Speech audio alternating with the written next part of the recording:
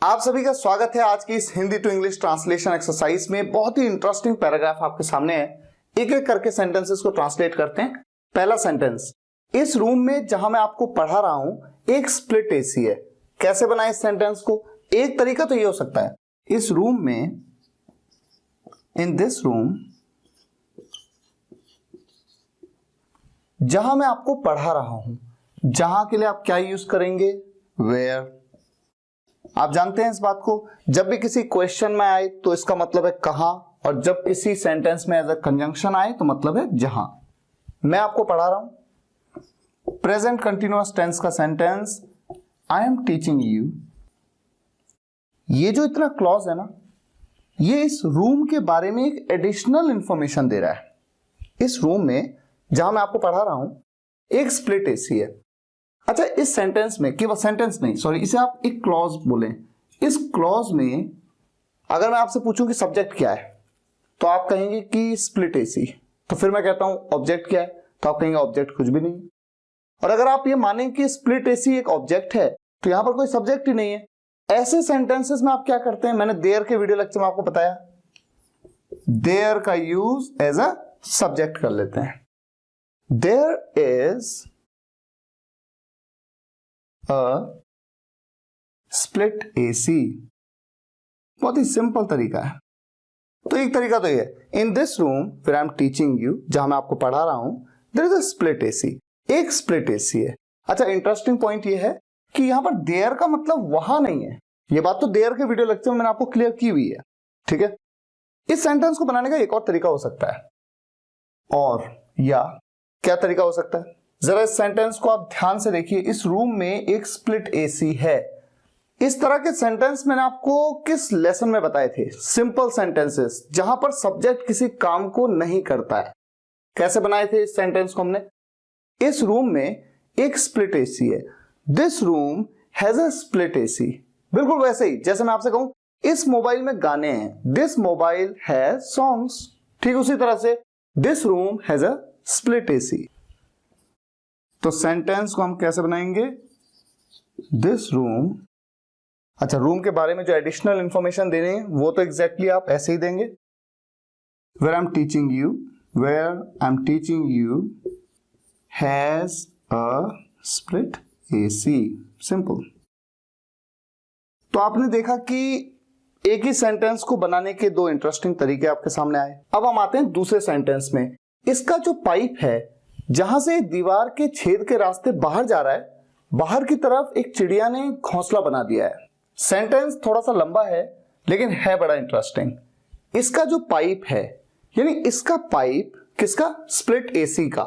इसका पाइप जहां से दीवार के छेद के रास्ते बाहर जा रहा है, इसका। मेरा के लिए आप कहते हैं माय, उसका के लिए आप कहते हैं हिज, किसी लड़के का, किसी लड़की का तो हर, और किसी चीज का इसका, इट्स। इसका क्या? पाइप। जहां से को आप कहेंगे फ्रॉम वेयर। किसी क्वेश्चन में, किसी प्रश्न में जब आपसे कहा जाता है कहां से, तो कहां से के लिए आप यूज करते हैं फ्रॉम वेयर। उसी तरह से किसी सेंटेंस में एज अ कंजंक्शन जहां से के लिए आप यूज करते हैं फ्रॉम वेयर। ये दीवार के छेद के रास्ते बाहर जा रहा है, ये जा रहा है। इट इज, ये है, जा रहा, गोइंग। कहां जा रहा है? बाहर जा रहा है। कहां से जा रहा है?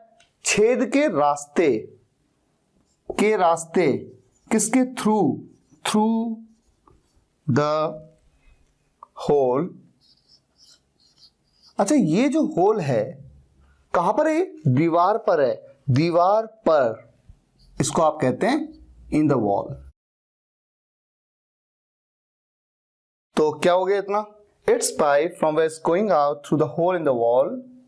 बाहर की तरफ एक चिड़िया ने घोंसला बना दिया है। बाहर की तरफ यानी ऑन द आउटसाइड। तो ये तो बात का पार्ट है। एक चिड़िया ने घोंसला बना दिया है, यानी एक चिड़िया घोंसला बना चुकी है। आया है, गया है, उठा है, बैठा है, रोया है, सोया है, दिया है, चुका है, चुकी है, चुके हैं, ये प्रेजेंट परफेक्ट टेंस में आता है। एक चिड़िया ने, अ बर्ड, सब्जेक्ट है a bird, has present perfect tense में, बना दिया है हैज मेड, क्या बना दिया है, एक घोंसला बना दिया है, घोंसले को आप नेस्ट कहते हैं। एक चिड़िया ने घोंसला बना दिया है, a bird has made a nest, बाहर की तरफ ऑन द आउटसाइड। ठीक है, तो कुल मिला के सेंटेंस तो कंप्लीट हो गया है। कल मैंने कुछ चींची की आवाज सुनी, चींची यानी चिड़िया के चहकने की आवाज सुनी, और चिड़िया की आवाज को आप क्या कहते हैं, चर्प, CHIRP। कल, यस्टरडे, मैंने सुनी, मैंने सुनी, कौन सा टेंस है ये, पास्ट इंडेफिनिट टेंस। आया गया, उठा बैठा, रोया सोया, हंसा जागा, नाचा गाया, सुना। ऐसे में आप पास्ट इंडेफिनिट टेंस में वर्ब की सेकंड फॉर्म का यूज करते हैं। सुनना मतलब हियर, हियर की second form heard. I heard, मैंने सुनी कुछ चींची की आवाज, तो चींची की आवाज के लिए तो आप कहेंगे सीधा सीधा चर्पिंग।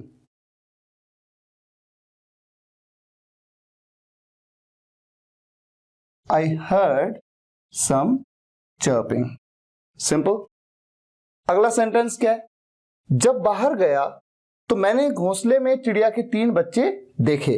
अब जब वो सोते हैं केवल तभी वीडियोस बना पा रहा हूं। जब बाहर गया मतलब जब मैं बाहर गया, तो क्या हुआ, जब मैं बाहर गया, when मैं गया, I went, बाहर यानी बाहर की तरफ, जहां से वो पाइप बाहर निकल रहा है। When I went outside, जब मैं बाहर गया, मैंने घोंसले में चिड़िया के 3 बच्चे देखे। मैंने देखे, पास्ट इंडेफिनिट टेंस में आई सॉ, देखने को सी की second form saw. I saw 3।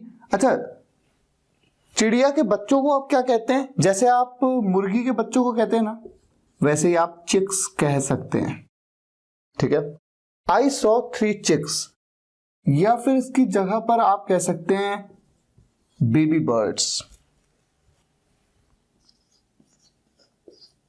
Baby birds भी कहा जा सकता है। आई सॉ 3 चिक्स और बेबी बर्ड्स कहां देखे, घोंसले में, इन द नेस्ट। अब जब वो सोते हैं केवल तभी वीडियोस बना पा रहा हूं। अब ये हाल है, नाउ। अब इसका, इस सेंटेंस का सेंस क्या है, केवल तभी जब वो सोते हैं मैं वीडियो बना पा रहा हूं। नाउ, केवल तभी, ओनली व्हेन, केवल तभी जब वो सोते हैं, ओनली व्हेन दे स्लीप, क्या हो पा रहा है, मैं वीडियोस बना पा रहा हूं। यानी ये जो केवल तभी का सेंस है ना, केवल तभी जब, ये पूरा ये हो गया। ओनली व्हेन, केवल तभी जब वो सोते हैं मैं वीडियोस बना पा रहा हूं। I am able to make videos. Able to का यूज करते हैं ना जब आप कहते हैं कि आप किसी काम को कर पा रहे हैं या नहीं कर पा रहे हैं। जैसे मैं घर नहीं जा पा रहा हूं, I am not able to go home, मैं उससे नहीं मिल पा रहा हूं, I am not able to meet him. ठीक उसी तरह से मैं वीडियोस बना पा रहा हूं, I am able to make videos. तो क्या हो गया पूरा sentence, now only when they sleep, केवल तभी जब वो सोते हैं, I am able to make videos, मैं वीडियोस बना पा रहा हूं। Thank you so much for watching this video guys. अगर आपको ये वीडियो लेक्चर पसंद आया हो तो लाइक करिएगा, शेयर करिएगा और कमेंट्स में जरूर बताइएगा कैसा लगा। Thank you so much once again, take care, good bye.